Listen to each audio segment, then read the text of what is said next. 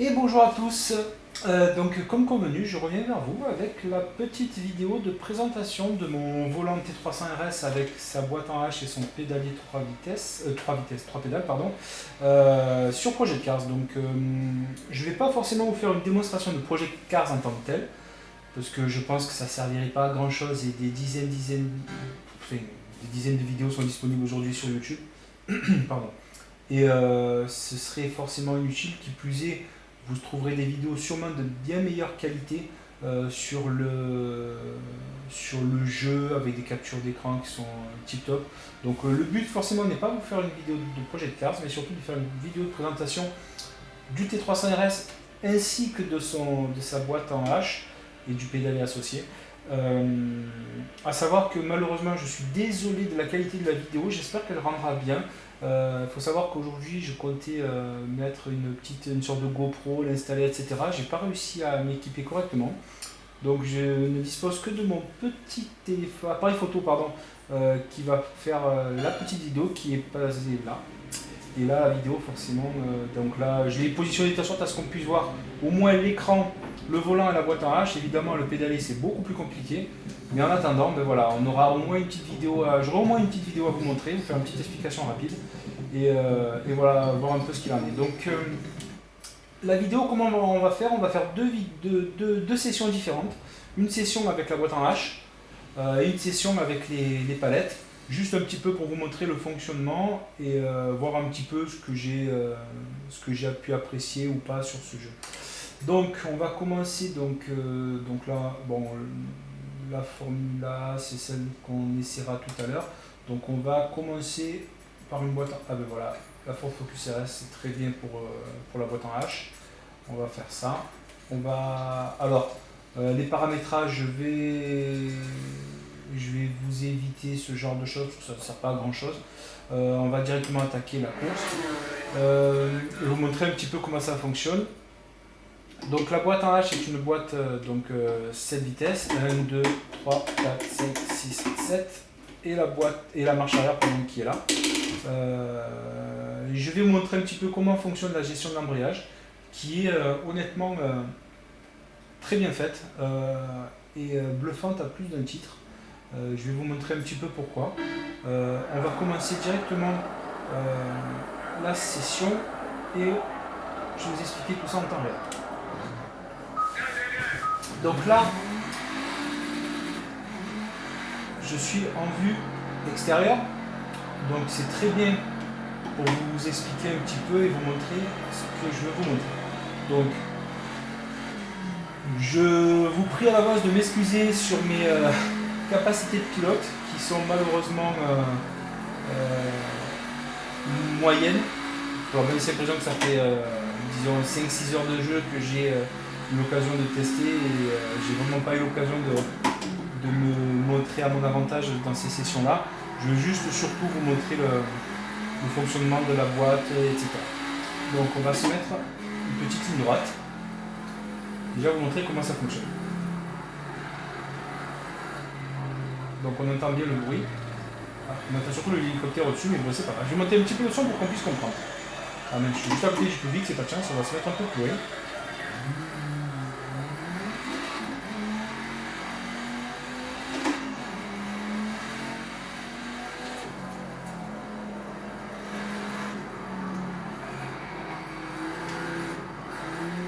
Voilà, il y a beaucoup moins de public ici, donc moins de bruit. On a un peu plus loin, ce sera mieux encore. Voilà, là ça va être fort. Voilà.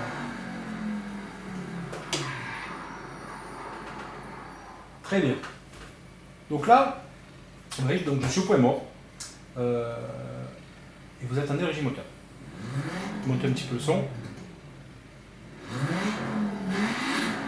on entend très bien le régime moteur. Maintenant, ce que je vais faire, c'est que donc le régime moteur, donc 900 tours minute pour le régime moteur au point mort. Donc je mets une vitesse. Donc on revient. Ah, on l'entend même. Je ne sais pas si c'est flagrant à la caméra. Donc on l'entend. Et je démarre. Donc j'ai démarré jusqu'à tout aller. Je vais refaire la même. Donc point mort, vitesse, Là, je vais faire le même démarrage, mais en considérant que je lâche l'embrayage comme une brute. Et, qu'est-ce que vous entendez? On n'entend plus rien.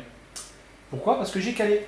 Donc, je point mort, je démarre la voiture, régime moteur revient, et on démarre. Alors pourquoi vous montrer ce genre de choses qui absolument n'a aucun intérêt? Caler dans un jeu de voiture, ça n'a aucun sens et ça n'a aucun intérêt. Je baisse un petit peu le son pour maintenant qu'on puisse m'entendre.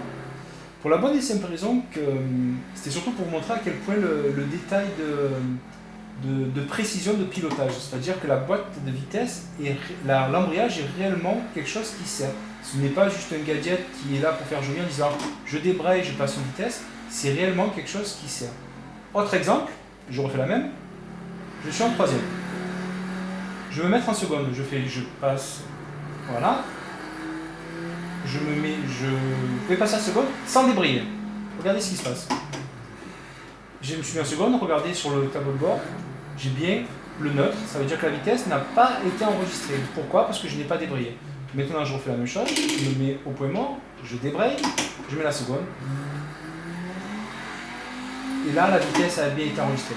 Donc, encore une fois, tout ça pour vous montrer que réellement, l'embrayage est vraiment quelque chose qui est vraiment très bien géré. Pour info, j'ai vu des vidéos de personnes qui faisaient des séquences de drift où, en plein milieu de leur virage, ils mettaient des petits coups d'embrayage pour faire partir la voiture. Donc l'embrayage est vraiment... Ce n'est pas un gadget, c'est vraiment quelque chose qui est géré, sous réserve évidemment que dans les paramètres initiaux du jeu, tout cela ait bien été paramétré. Je vais juste vous faire une petite démonstration rapide de ce que peut donner la vue intérieure. Donc moi je joue principalement en vue de casque, donc c'est ça, donc on voit l'encadrement du casque. Bon, malheureusement il y a possibilité d'enlever le casque, on serait dans la même vue, donc comme si le pilote n'avait pas de casque à ce moment-là, mais on a vraiment quelque chose qui est très bien fait, à savoir une inertie à l'accélération au niveau du casque, un son un peu étouffé, je vous laisse écouter. C'est un peu plus étouffé. Et on voit également une sorte d'inertie et d'effet de flou au niveau du volant dans certains virages. Vous voyez vraiment la sensation que là, par exemple, je vais prendre un virage et que le volant, la caméra accompagne le mouvement de la tête du pilote. Donc c'est le côté un peu plus immersif du jeu. Donc voilà. Donc voilà, hop là. Donc, je me mets volontairement dans l'herbe. Je vais vous montrer quelque chose d'autre. Et ça, c'est plutôt le côté défaut du jeu. Voilà, hop, on ne voit pas très bien. Donc ça, c'est pour la qualité graphique du jeu. Donc, je ne sais pas si vous voyez bien. La Turbo Duck, la petite inscription qui est sur le bas-côté. On va revenir dessus. C'est un petit détail. Bon, je ne sais pas si vous voyez cet effet de flou qui vient de passer là. Et qui est d'ailleurs retranscrit et que l'on voit bien dans pas mal de séquences. C'est une particularité négative de la PS4, à savoir que j'ai regardé sur pas mal de forums et ce serait principalement lié au problème d'aliasing qui est connu sur la PS4. Pour compenser ce défaut, les développeurs ont géré un effet de flou qui est là pour compenser ces défauts d'escalier qu'on peut voir de temps en temps. Un patch sera en cours de développement, qui devrait être déployé relativement bientôt pour supprimer ce défaut. Alors il ne sera pas supprimé, ce sera au libre choix de l'utilisateur de conserver ce défaut et de réduire l'effet d'aliasing, ou alors de conserver l'effet d'aliasing et à ce moment-là on n'aurait plus l'effet de flou. Donc je ne sais pas exactement comment ça va être géré, mais a priori on va s'orienter vers un patch qui devrait sortir bientôt. Donc c'est un des petits défauts pour moi de ce jeu. Techniquement parlant, je parle parce qu'après le mode carrière, etc., donc ça c'est autre chose. Mais le jeu, pour moi, est pétri de qualité. Je vais vous faire juste une séquence de démonstration. Alors, attendez, je vais faire, hop là, on s'arrête net. Je vais juste vous faire une petite démonstration avant de faire la même manipulation sur un véhicule avec une voiture avec des palettes pour remplacer la boîte en H. Donc, je voudrais vous faire la démonstration de la gestion des dégâts. Vous allez voir, c'est relativement bluffant. On va se prendre un petit mur de face. Attention, ça fait mal. Ça fait très mal. Donc là, on voit bien que le pare-brise est éclaté. D'ailleurs, j'ai calé.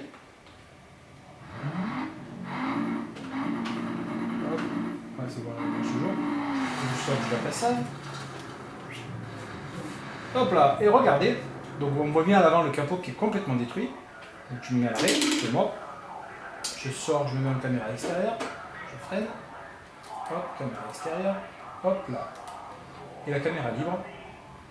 Et là, vous pouvez voir la gestion de dégâts. Donc avec les optiques avant qui sont complètement explosées. D'ailleurs, tellement explosées que là vous voyez les feux arrière qui s'allument. Je fais la même chose à l'avant, les feux arrière ne s'allument plus. Donc là, pour les courses en nocturne, c'est très très compliqué. Par exemple, si vous faites une session aux 24 heures du mois, que vous prenez un mur en pleine nuit et que vous n'appuie pas, vous allez être bien content du voyage. Donc c'est voilà, un des points, la gestion de dégâts qui est exceptionnelle sur ce jeu. J'ai rarement vu quelque chose d'aussi bien fait. Et encore une chose, le son. Alors là, bon, forcément, la voiture est un peu abîmée, mais je pense que ça ne va pas forcément beaucoup d'impact. Écoutez le son. Le bruit du moteur.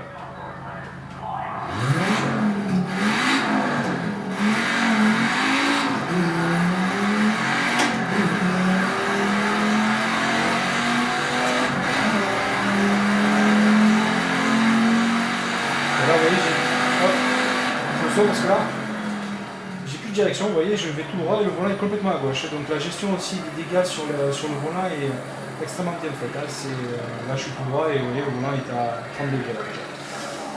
Autre point au niveau du son, j'ai pas eu l'occasion de faire des sessions en pluie, mais déjà en pleine journée, c'est impressionnant. Je voudrais juste voir ce qu'on entend. Il y a l'hélicoptère qui gâche un peu le bruit. On va essayer de s'éloigner un peu. Vous voyez, pas de mécanique. Hein. Pas de mécanique, c'est surtout la direction là. Clairement, le gros là, oui, c'est le pire encore. Je voudrais juste vous faire écouter. Voilà, là on entend bien. Le bruit des essuie-glaces.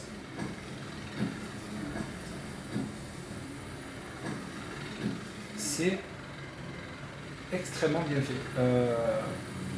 J'ai pas eu l'occasion de faire de session en pluie, mais il semblerait que la gestion de la pluie, pas forcément visuellement, parce que honnêtement j'ai eu l'occasion de voir sur Drive Club, la gestion de la pluie est tout simplement exceptionnelle. J'ai jamais vu sur Drive Club la pluie sur le pare-brise, c'est tout bonnement hallucinant. J'ai jamais vu des détails poussés aussi loin. Mais là par contre, l'effet sonore de la pluie sur la carrosserie, j'ai eu l'occasion de voir des vidéos. C'est également excessivement bien fait et immersif. On a vraiment la sensation d'être dans notre voiture. Quand il pleut, c'est tout bonnement bluffant. Bref, donc on va arrêter, parce que là on lui a fait suffisamment mal à cette petite focus. On va basculer de suite sur une autre session en... je pense que là, je vais faire encore 5 petites minutes. Une session rapide sur une boîte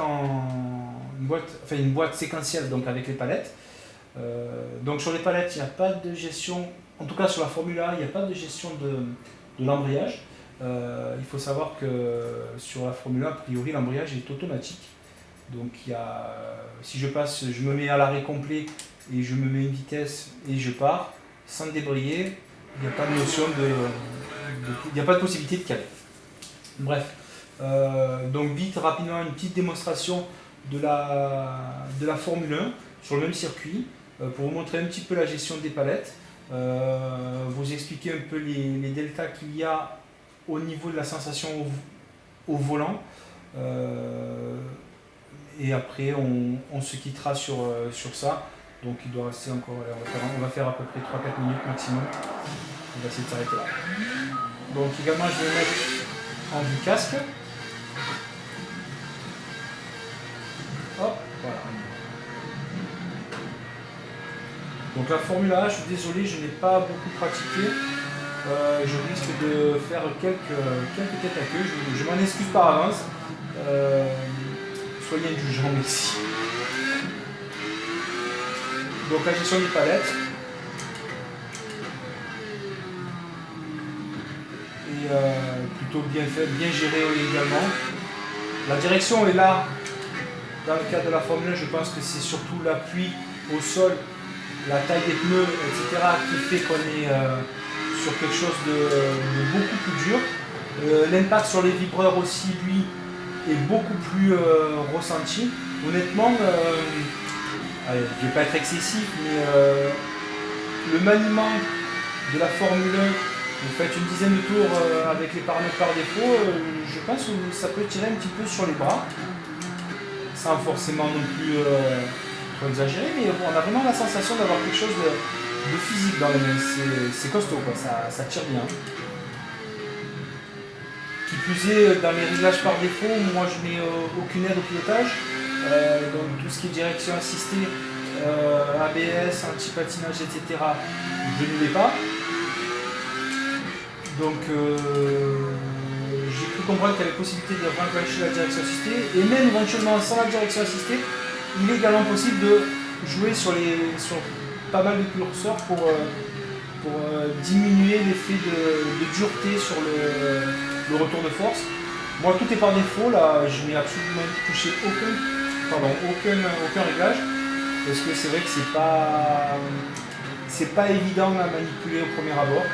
Je suis en train d'essayer de regarder sur quelques forums, voir un petit peu ce qu'on peut avoir comme réglage bien spécifique. Honnêtement, j'ai pas trouvé grand chose pour le moment, donc je vais chercher un peu plus tard. Mais il ne faut pas se leurrer, je veux dire, c'est un petit peu chacun a son propre physique. Vous allez avoir une sensation que moi je ne vais pas avoir avec un réglage X, tandis que si je mets un réglage Y, moi je vais m'y adapter parfaitement et il ne sera pas du tout parfait pour vous. Je veux dire, c'est la sensibilité de. Hop là, regardez, c'est à la sensibilité de chacun. Donc voilà, donc c'était juste rapidement cette petite vidéo de présentation. Hop là, de mon T300 RS sur Project Cars. Donc là, je suis en boîte séquentielle au volant. Honnêtement, je vais juste m'arrêter pour vous faire ma petite conclusion. On va juste voir en même temps si le petit impact a eu. Vous voyez, un tout petit impact sur la voiture. Vous voyez, il y a des petites traces un petit peu à droite à gauche. C'est déjà bien fait. Donc pour revenir à la conclusion finale de... Voilà, non, pas ce sera plus simple pour la conclusion. La conclusion pour moi, honnêtement, pour avoir testé ce jeu la première fois, lorsque le patch Day One est arrivé, qu'il a fallu l'installer, j'ai eu l'occasion de le tester à la manette, évidemment, sans avoir installé le volant. Et jouer à ce type de jeu à la manette, ça peut être bien et accessible pour tous. J'ai vu des tas de personnes qui ont joué, qui ont fait des superbes temps sur ce jeu. Mais honnêtement, en termes de ressenti, ça n'a rien à voir. Honnêtement, je ne saurais trop vous conseiller l'acquisition d'un volant. Si vous avez l'occasion de le faire, faites-le. Alors certes, ce n'est pas donné à toutes les bourses. Vous comptez grosso modo pour l'intégralité de l'installation. Je ne parle pas de la console ni du jeu. Je parle juste de l'installation. On n'est pas loin des... Allez, on va être pas loin des 700 €. C'est un budget conséquent, je l'accorde, mais malgré tout, en termes de ressenti, ça n'a rien à voir. Voilà, donc je saurais trop vous conseiller, si vous avez l'opportunité de le faire, de faire l'acquisition de ce volant. Sinon, vous pouvez jouer à la manette, ça reste relativement sympathique aussi, hein, je veux dire. Mais la vidéo de présentation là était principalement axée sur le volant, la boîte en H, le pédalier, et je ne vais pas vous dire que c'est mieux à la manette, pour moi c'est faux. Donc si vous avez l'occasion, faites-vous plaisir, c'est vraiment très très bien. Voilà, donc prochaine vidéo à venir, j'essaierai de vous faire peut-être une vidéo de présentation du menu de Project Cars, de voir un petit peu s'il y a des paramètres à venir et à modifier pour étalonner de manière plus agréable ce volant. Donc voilà, en tout cas merci de m'avoir suivi. Désolé pour la qualité, j'essaierai de m'installer d'une meilleure manière et avoir notre dispositif pour la prochaine session. En tout cas, merci encore une fois de m'avoir suivi. N'hésitez pas à me faire d'éventuelles critiques, des remarques, constructives ou négatives, il n'y a aucun problème. Merci à tous de m'avoir suivi encore une fois et à bientôt. À bientôt, merci.